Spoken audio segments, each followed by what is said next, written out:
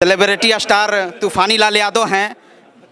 आज अंशु पंत के digital manager के आज जन्मदिन पर पहुंचे हैं, क्या कहेंगे?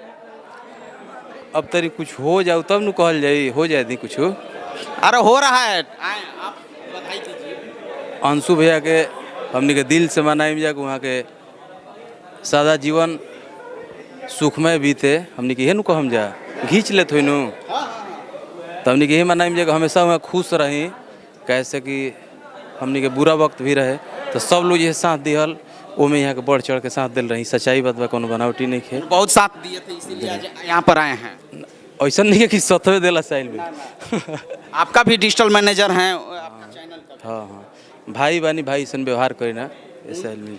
आज बधाई क्या दे रहे हैं खुशखबरी के लिए? अब खुशखबरी का यहाँ का अब शादी ब्याह नहीं, केवल शादी ब्याह होके मेहरानू हाँ खुश रहे। हाँ वही कह ली धर्म के काम हो। अच्छा, इसी पर आज आप सेलिब्रिटी स्टार भी हैं कि आज गाना गाकर भी बधाई दी। पहले खाई रहो, गाना गा के बधाई दी खाते। अब खा ली लिखाई खाई महाराज। रौरा रौरा सबनी के बहुत खुश बन जा कि सब मीडिया वाला सब चीज़ पर ध्यान देला, लेकिन राजनीति में जैसे लालू यादव के याद कल जाई, भोजपुरी कोनो मीडिया पोर्टल न्यूज हुई तो हम रौरा के याद कल जाई। तो एक खुशखबरी के लिए